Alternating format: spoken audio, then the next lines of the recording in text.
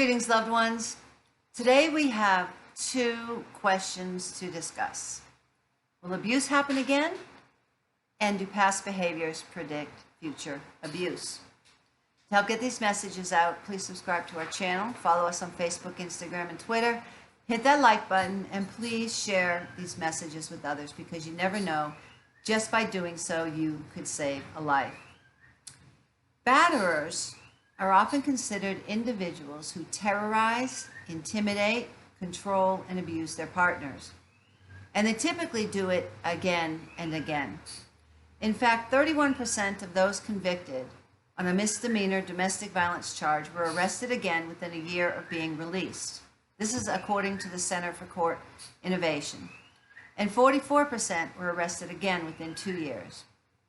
If someone has abused you or another person in the past, are they destined to repeat their actions in the future? Gretchen Shaw, NCADV Associate Director, says, the chances are high that an abuser will be abusive again, and any history of domestic violence should be a huge red flag.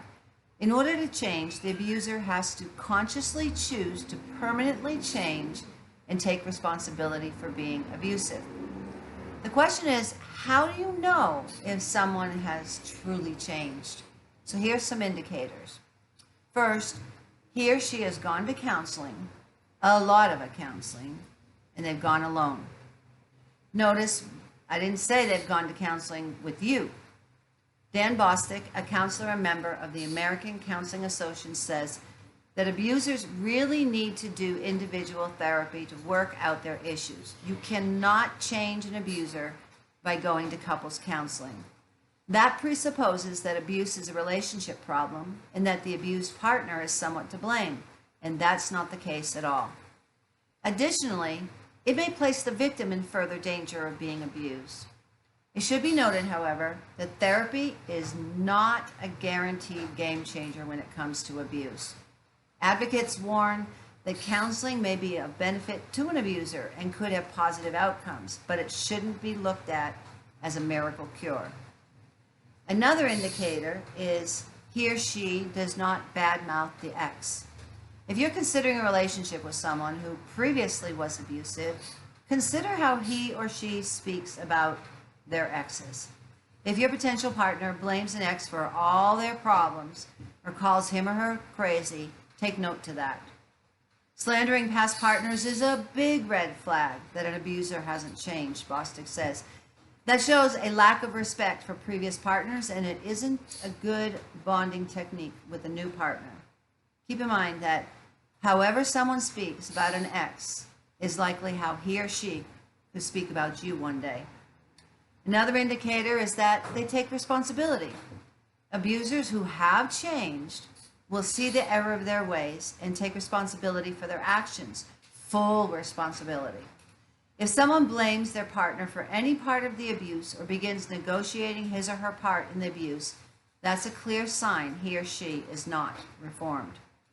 If there's any element of blame, including blaming previous partners, that's a sign that that person may still be abusive.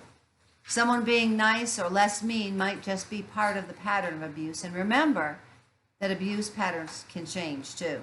Don't think that just because a lot of time has gone by between abuse doesn't mean it isn't still there. For the most part, abusers don't change.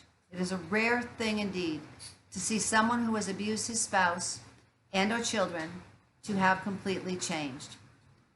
Their behavior is based on years and decades of development for who they are. Real change takes a lot of time and a lot of work on the part of the abuser, so don't be fooled by initial steps to make change. They are usually part of the cycle of violence, the honeymoon period. Real change takes years.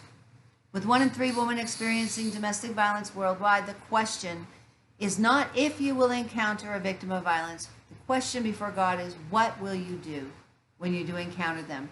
You could be the person who saves a life. You are called, we are all called to be champions for justice. And those who suffer violence need to know that those who love them and those who don't even know them will step out and reach out to them to give them the courage they need to leave before it's too late. So please Help us get these messages out. Subscribe to our channel. Follow us on Facebook, Instagram, and Twitter so you don't miss a single episode. Hit that like button and share these messages with others, because you never know, just by doing so you could save a life.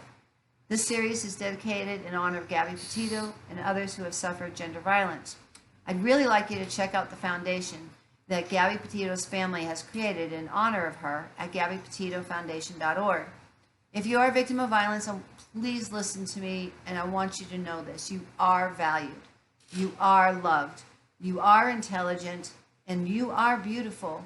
God does not want you to suffer violence. He wants you to live free from violence in peace and tranquility. There is a way out. You are not trapped. It is not your fault. Abuse is not love. If you're a victim of violence, please reach out to somebody for help. And if you find yourself in a dangerous situation, call 911. Tomorrow, we're going to continue this discussion, asking the question, can abusers change? Until then, God bless you.